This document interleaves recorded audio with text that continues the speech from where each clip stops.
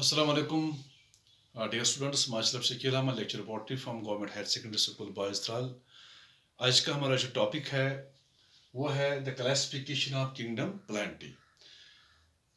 Since the dawn of the civilization, many attempts were made to classify the plants into different groups. So, with course of time, three system of classifications were developed by different workers and different scientists. And these three classifications are: number one, artificial system of classification, artificial system of classification. Number second, natural system of classification. And number third is the phylogenetic system of classification. तो प्यारे बच्चों, तीन किस्म के classifications दिए गए हैं with different times with different scientists. चलो पहले हम यहाँ पे लेते हैं नंबर वन। सबसे पहले हम डिस्कस करेंगे नंबर वन, आर्टिफिशियल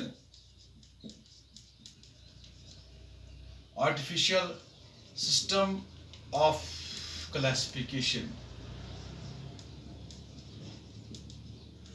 तो प्यारे बच्चों, फर्स्ट ऑफ ऑल ये एरिस्टोटल था पहले जिसने artificial system of classification start किया है। इसका दूसरा नाम है सेक्चुअल सिस्टम ऑफ क्लासिफिकेशन भी।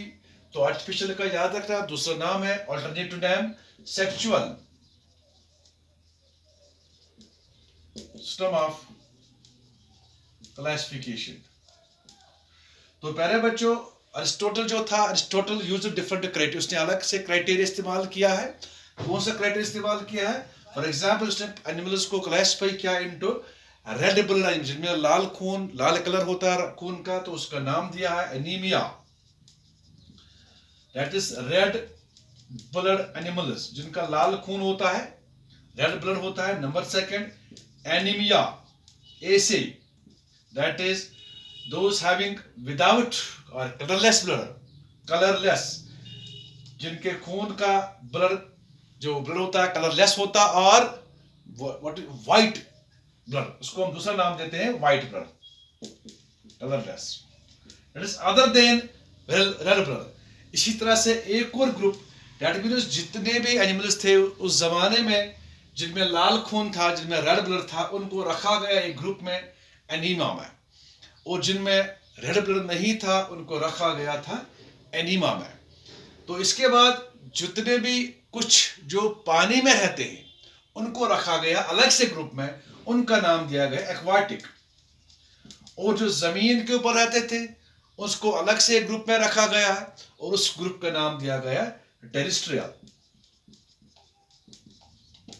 इसी तरह से पहले बच्चों, जिन एनिमल्स को 4 फुट 4 टांगे होते हैं, and all the animals who have 4 foots और 4 legs have been grouped into 4-footed, that is 4-footed animals।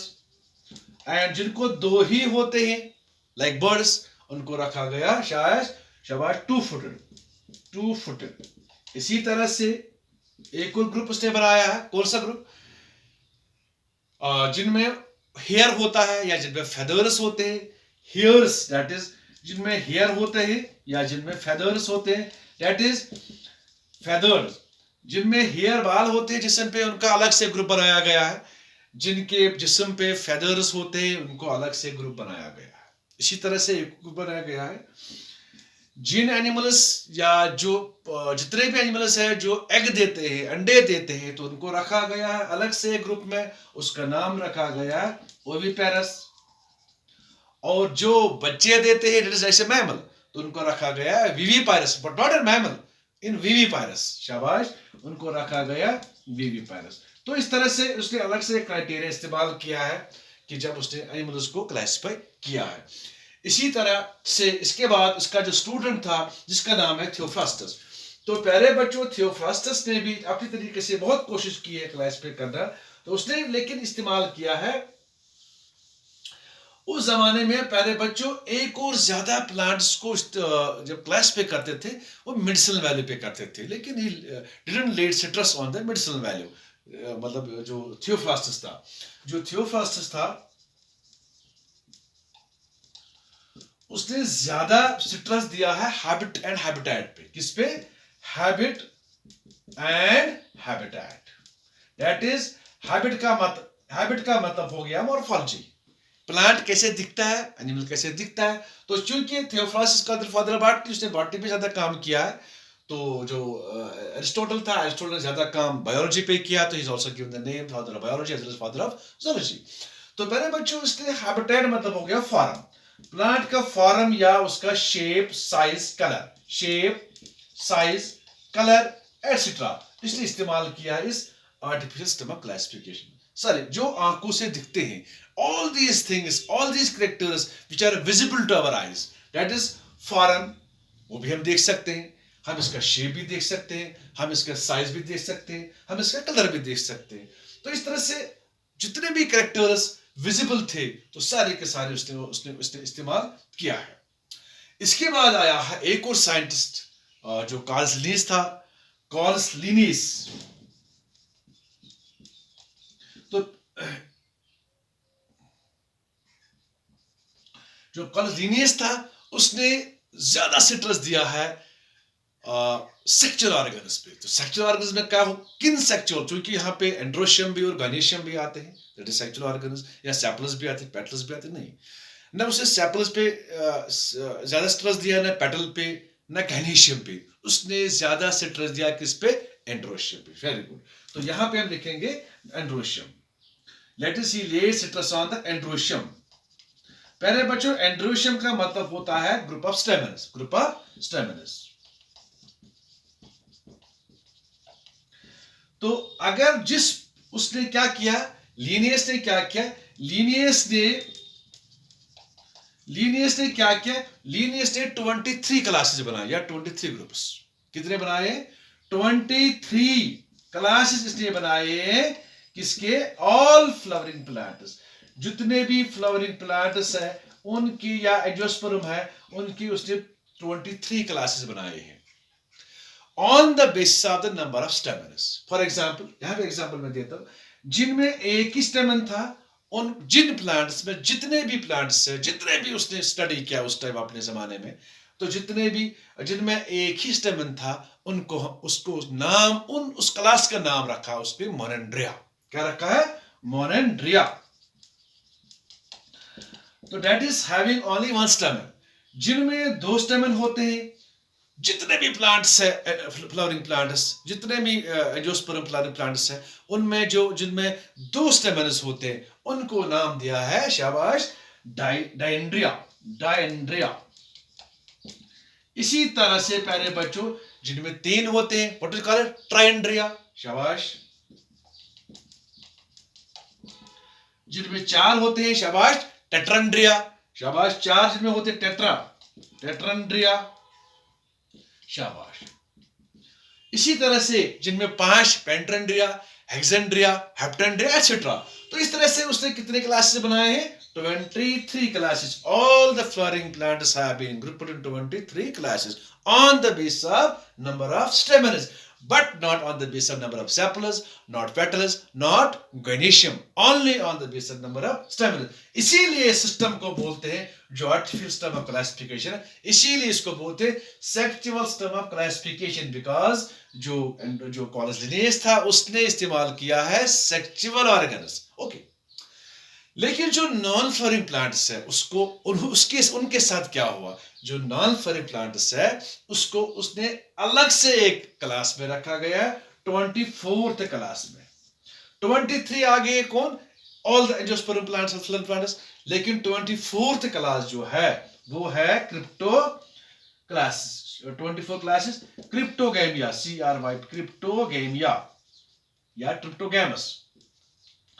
तो पहले बच्चों जो क्रिप्टोगैमस है वो 24th क्लास है। वो ऑल जितने भी नॉन फ्लोरिंग प्लांट्स है, चाहे वो एल्गी है, फर्न है, ब्रायोफाइटस है, जिम्नोस्पर्म्स है या फंजे है, फंजाई। तो that is all the non flowering plants, whether algae, form, bryophyte, gymnosperm, fungi, ये ऑल दीज। अब आप कहोगे फंजे क्यों यहां पे आ गया? क्योंकि लीनिएज के वक्त में फंजे टू किड सिस्टम में रखा गया था प्लांट्स में, तभी यहां उसको नाम देते हैं प्लांट्स। ये भी आपके दिमाग में क्वेश्चन आएगा कि फंजे प्लांट्स में क्यों आता है? जब Linnaean system of classification, two किड सिस्टम क्लासिफिकेशन, उस वक्त फंजे जो था ये किंगडम प्लांटी में था, तभी इसने इनको किंगडम मतलब प्लांट्स में रखा। तो वी कैन से 24th क्लास जो था उसने क्रिप्टोगैमस तैयार किया जो नॉन फ्लोरिंग प्लांट्स है। बाकी 23 जो है ये फ्लोरिंग प्लांट्स है एंड 24 है नॉन फ्लोरिंग प्लांट्स। नाउ इसके बाद जो आर्टिफिशियल सिस्टम ऑफ क्लासिफिकेशन ये ज्यादातर कामयाब नहीं रहा, because they have so many drawbacks, के अंदर है बहुत से ड्रॉबैक्स है। तो क्योंकि इसमें सम गिने चुने कैरेक्टर्स लिए हैं जो विजिबल थे उस वक्त ज्यादातर, लेकिन जो नॉट विजिबल थे वो भी इंपॉर्टेंट है। तो वो इसके लिए जो विजिबल नहीं थे वो इंपॉर्टेंट है, उसके लिए फिर अलग से नया एक क्लासिफिकेशन तैयार होगा। The second one is the, अब हम दूसरा लेते हैं नेचुरल सिस्टम ऑफ क्लासिफिकेशन। चलो इस पर हम करते हैं, अब ये करेंगे, स्टडी करेंगे।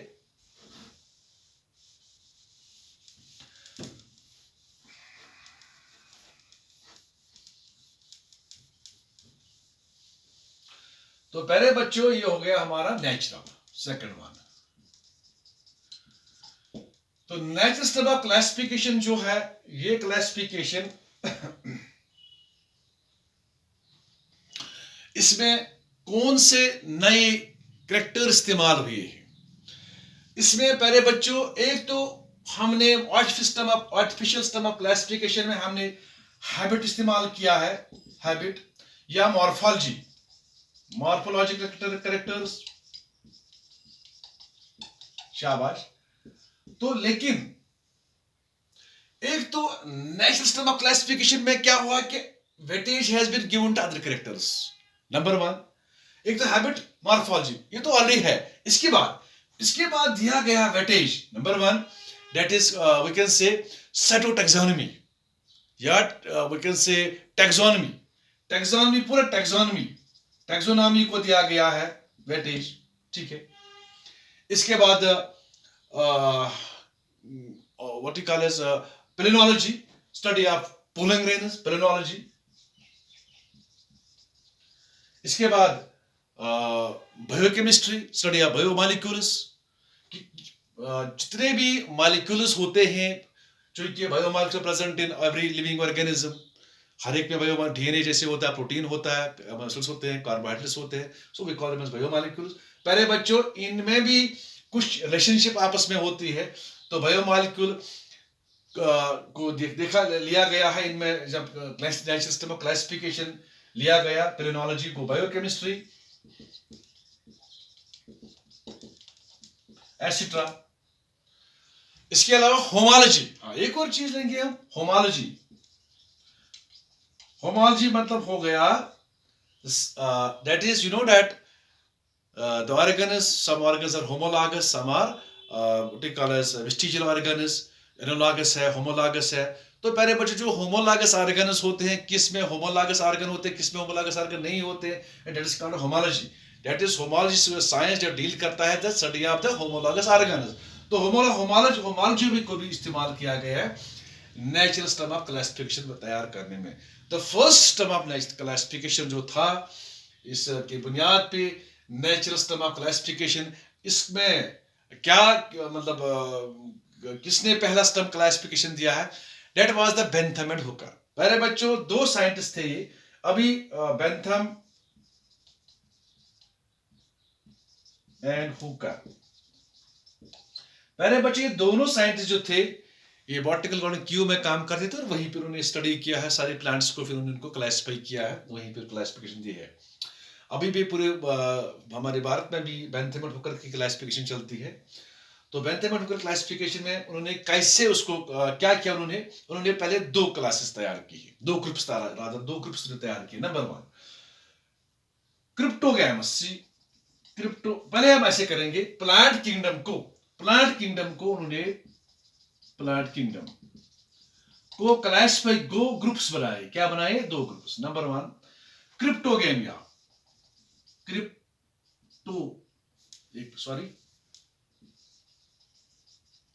गेमस, क्रिप्टोगेमस और क्रिप्टोगेमिया। इसमें सारे फंजे है, एल्गी है, फर्नस है, एटसेट्रा। ये सारे जो नॉन फर्निक है इसमें रखे गए। ठीक है। इसके बाद जो दूसरा ग्रुप है, दूसरे ग्रुप में क्या है? दूसरे ग्रुप में रखा गया फिनोरोग्राम्स।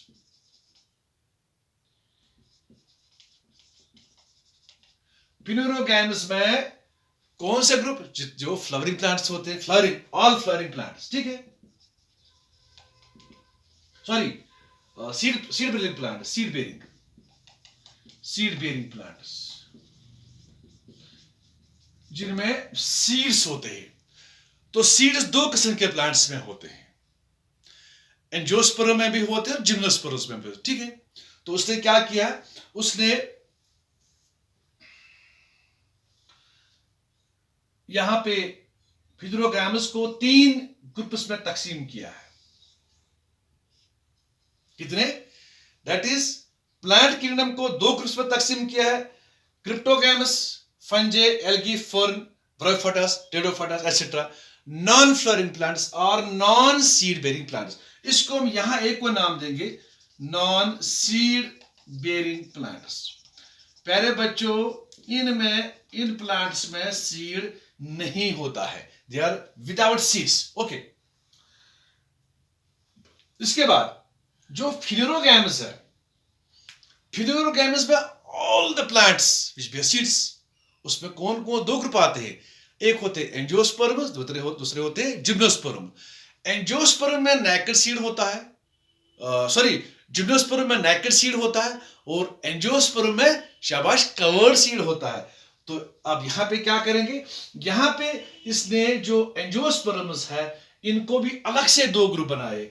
नंबर 1 डाइकोटिलेडोन। ठीक है। जिनमें 2 कॉटिलेडोन्स होते हैं, 2 कॉटिलेडोन्स। दूसरा होता है मोनोकॉटिलेडोन,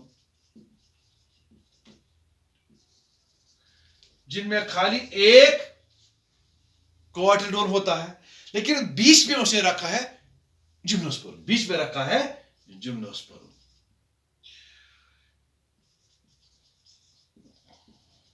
ठीक है। इस तरह से फिनोरोग्राम्स को 3 ग्रुप्स में तकसीम किया गया, नॉट 2। 2 का मतलब हो गया ये दोनों डाइकॉट भी है एंजियोस्पर्म, मोनोकॉट भी एंजियोस्पर्म। लेकिन जो जिम्नोस्पर्म है अलग से है। डाइकॉट और मोनोकॉट इनके बीच रखा है किसको? जिम्नोस्पर्म को। तो इस तरह से उन्होंने एक अलग से क्लासिफिकेशन दी है किसकी? किंगडम प्लांटी की और उसको ये दो बेंथम एंड हुकर ने। तो उन्होंने सारे वो इस्तेमाल कैरेक्टर किए हैं जो आंखों से दिखते हैं उस वक्त, जितने भी स्टडी हो उनकी जब हुआ था उनकी मदद से। तो all this characters criterias were used to classify the plants on the basis of natural system of classification. Now, मेरे बच्चों, third one is the phylogenetic system of classification. चलो अब हम ये लेते हैं phylogenetic system of classification.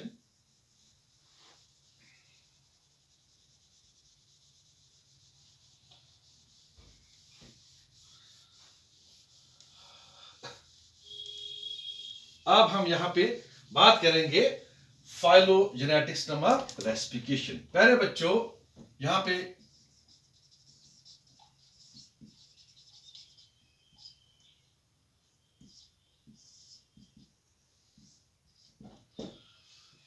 जो phylogenetic system of classification है इसमें कौन कौन से कैरेक्टर्स लिए गए हैं? एक तो याद रखना, एक तो जो आर्टिफिशियल में हमने लिए कैरेक्टर सारे, ठीक है। इसके बाद जो नेचुरल सिस्टम में लिए, ठीक है, सारे वो लिए, ओके। अब फाइलोजेनेटिक में और भी ऐड हुआ है कुछ कैरेक्टर्स। नंबर 1, एक तो याद रखना, apart from characters which were used in artificial system of classification and natural system of classification, इसके अलावा और भी कैरेक्टर्स, वो कौन से? Number 1, evolutionary relationship between the organisms, evolutionary और रिलेशनशिप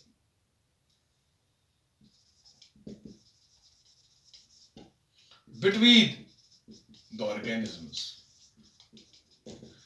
ऑर्गेनिजम्स के बीच में कौन सी एवोल्यूशनरी रिलेशनशिप है, एवोल्यूशन हुआ है? जब एवोल्यूशन चार्ल्स डार्विन ने जब थ्योरी दी है, या जैन बैप्टिस्ट जब थ्योरी दी है कि ऑर्गेनिक एवोल्यूशन हुआ है, तो इसी की मदद से फिर नेचुरल सिस्टम को, क्लासिफाइड सिस्टम को तब्दील किया गया फिलोजेनेटिक में, क्योंकि ये भी कह रहे हैं कि एवोल्यूशन हुआ। हाँ हुआ है, आई बिलीव इट, एवोल्यूशन हो रहा है और हो रहा है, आगे हो रहा है एवोल्यूशन। तो एवोल्यूशनरी रिलेशनशिप जो है इनके अंदर, इसके अलावा फॉसिल रिकॉर्ड्स, जितने भी फॉसिल रिकॉर्ड्स है हमारे पास, दैट इज फॉसिल एविडेंस, इसको इस्तेमाल किया है। नंबर थर्ड,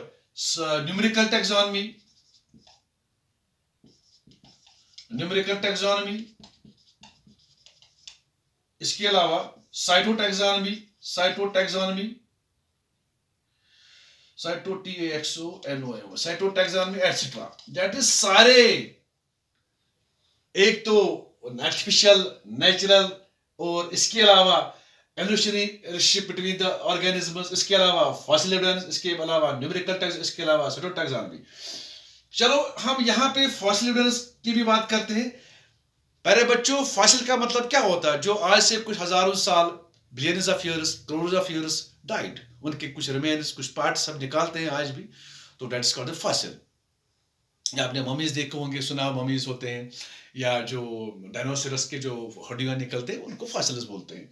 तो पहले बच्चों, these fossils have been shown, इन फॉसिल्स को हम इस्तेमाल करते हैं इन आवर फाइलोजेनेटिक रिलेशनशिप। इसके अलावा एवोल्यूशनरी की जब हम फॉसिल निकालते हैं, फॉसिल से हमें पता चलता है कि कौन सी रिलेशनशिप है बिटवीन द डिफरेंट ऑर्गेनिजम्स, तो इसको हम इस्तेमाल करते हैं यहाँ पे इस क्लासिफिकेशन को बनाने में। अब न्यूमेरिकल टैक्सोनॉमी किसको बोलते हैं? न्यूमेरिकल टैक्सोनॉमी हो गया वो जो यहाँ पे सिंपल सी बात करूंगा मैं आपको सिंपली। हम जितने भी कैरेक्टर होते हैं प्लांट्स में, चाहे वो लीफ हो, monocot leaf, dicot leaf, reticulate venation, parallel venation, flower, cleistogamous, etcetera, bisexual, unisexual, monoecious, dioecious, इनको हम कंप्यूटर में एक क्या नाम है, एक कोड देते हैं। हर कैरेक्टर का हम कोड देते हैं। टैप रूट का अलग सा कोड होता है, monocot what you call as tap root, adventitious root का अलग से एक कोड होता है। तो हर जो ऑर्गन्स होते हैं प्लांट के, इनको अलग से एक कोड होता है, तो उस कोडिंग को हम कंप्यूटर में करते हैं। तो उस तरह हम उसको बोलते हैं, ये न्यूमेरिकल टैक्सोनॉमी बन गई। तो numerical taxonomy, every character has been given a code and the data is processed. इसके बाद डाटा को प्रोसेस किया जाता है, फिर डिफरेंट ऑर्गेनिजम्स के हम कोड्स जब हम लगाते हैं, फिर देखते हैं किसका कोड, किस प्लांट या किस एनिमल का कोड मेल खाता है। अगर ये कोडिंग आपस में मिल गई, इनमें अगर ये कोड आपस में मिल जाते हैं, तो इस तरह से हम इसको एक ही ग्रुप में रखते हैं। तो दैट इज न्यूमेरिकल टैक्सोनॉमी हम इस्तेमाल करते हैं आजकल के जमाने में फाइलोजेनेटिक क्लासिफिकेशन में। इस तरह पेलिनोलॉजी हम कर रहे थे नेचुरल सिस्टम क्लासिफिकेशन में, और एक तो आज हम न्यूमेरिकल टैक्सोनॉमी इस्तेमाल करते हैं।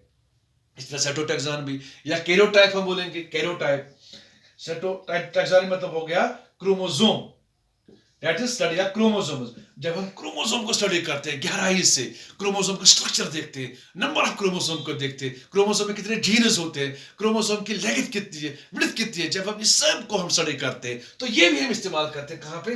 Phylogenetic system of classification. क्योंकि इसी तरह से हमें पता चलता है, जब हम स्टडी करते हैं क्रोमोसोम्स को, जब हम स्टडी करते हैं different what you call characters को, तब हमें पता चलता है कि इनके बीच, इन एनिमल्स या प्लांट्स के बीच कौन सा एवोल्यूशनरी रिलेशनशिप है, बिटवीन है। So this is the phylogenetic system of classification. तो प्यारे बच्चों, ये सिस्टम जो पहला सिस्टम, जो फाइलोजेनेटिक सिस्टम ऑफ क्लासिफिकेशन पहला जो दिया था, वो that was Engler and Prantl. Engler and Prantl, ये पहले दो साइंटिस्ट थे जिन्होंने अपना एक क्लासिफिकेशन दिया है प्लांट्स में। तो पहले बच्चों, इन्होंने फिनेरोग्राम्स को, चलो यहां पे हम क्लासिफिकेशन दिखाते हैं। फिनेरोग्राम्स को उन्होंने दो ग्रुप्स में तब्दील किया है। Number one is what we call as the gymnosperms and angiosperms. This is gymnosperm and this is angiosperm.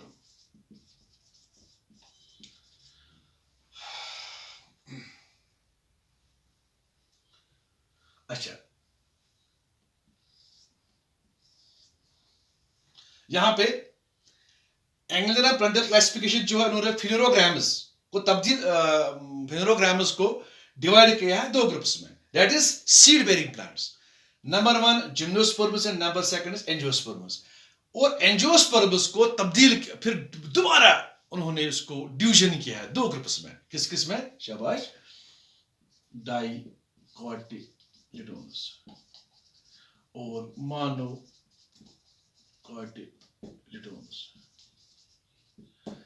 तो पहले बच्चों उन्होंने एंजियोस्पर्म्स को फिर डाइकॉट्स एंड मोनोकॉट में डिवाइड किया है। अगर हम नेचुरल सिस्टम ऑफ क्लासिफिकेशन जब बेंथम एंड हुकर ने दिया, बेंथम एंड हुकर ने जिम्नोस्पर्म को रखा था एंजियोस डाइकॉट और मोनोकॉट के बीच में। डाइकॉट और मोनोकॉट, दैट मींस वो कह रहा है कि डाइकॉट प्लांट्स जो है, डाइकॉट प्लांट्स और मोनोकॉट प्लांट के बीच उसे रखा था जिम्नोस्पर्म्स। लेकिन जो एंगुलर प्लांटल है, एंगुलर प्लांटल के मुताबिक जिम्नोस्पर्म्स है वो अलग ग्रुप है। तो एक तरफ से जो फिलोरोग्राम्स है यहां से निकले हैं जिम्नोस्पर्म्स और यहां से बने हैं angiosperm. That is there is an evolutionary relationship between the angiosperm and gymnosperm. Actually जो जिम्नोस्पर्म तब्दील हुए एंजियोस्पर्म में, लेकिन पहले तब्दील हुए डाइकॉट्स में, फिर डाइकॉट तब्दील हुए किसमें? मोनोकॉट्स में। This is the evolutionary relationship between the different groups of the plants. Okay, बहुत सारे साइंटिस्ट हैं। एक और साइंटिस्ट है जिसका नाम है तख्ताजान। क्योंकि मेरे बच्चों, मैंने आपको पहले ही बताया, जो टैक्सोनॉमी या जो फाइलोजेनी है, फाइलोजेनी इस हैज एन इंपॉर्टेंट, इसका जो इंपॉर्टेंट रोल है इसमें फाइलोजेनी सिस्टम ऑफ क्लासिफिकेशन है। तो इसमें पूरे हम सारे कैरेक्टर्स लेते हैं, टैक्सोनॉमी भी लेते हैं। तो तख्ताजान कहता है कि phylogeny, sorry, taxonomy without phylogeny, taxonomy without phylogeny. कहां पे है? Taxonomy without phylogeny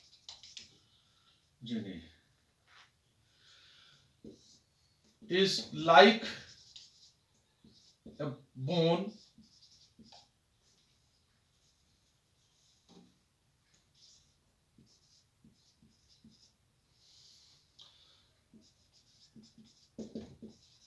without flesh। तख्ताजान कह रहा है कि अगर टैक्सोनॉमी को हम लेते हैं, taxonomy without phylogeny, that is the relationship के बगैर अगर हम रिलेशनशिप नहीं लेंगे टैक्सोनॉमी में, तो दैट इज इक्विवेलेंट टू हम जो बोन होता है वो bone without flash, that is it is like a bone without flash. इसका मतलब है, जो कहने का मेरा मतलब है, जो taxonomy it has a very important role and phylogeny is a very important role in developing this phylogenic system of classification. क्योंकि यहां हम एवरीथिंग, एवरी चीज, हर एक चीज, एक तो जो हमें नैकेड ऐसे दिखता है, दूसरा जो हम टेक्नोलॉजी से इस्तेमाल करते हैं। टेक्नोलॉजी मतलब हो गया, हम यहाँ पे फॉसिल डेटा इस्तेमाल करते हैं, फॉसिल रिकॉर्ड इस्तेमाल करते हैं, हम यहाँ पे न्यूमेरिकल टैक्सोनॉमी इस्तेमाल करते हैं, हम यहाँ पे सर जो टैक्सोनॉमी इस्तेमाल करते हैं, दैट इज टेक्नोलॉजिकल मेथड्स। जब हम टेक्नोलॉजी इस्तेमाल करें या कैरोटाइप इस्तेमाल करें, number of chromosome, the shape of chromosome, the length of chromosome, जब हम इस्तेमाल करते हैं ये, तो इससे हमें बनता है एक नया एक system of classification, phylogenic system of classification.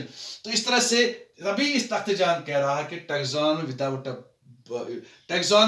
Without phylogeny is like a bone without flesh. So dear students, this is all about my today's this topic, the classification of kingdom planting. Thank you students.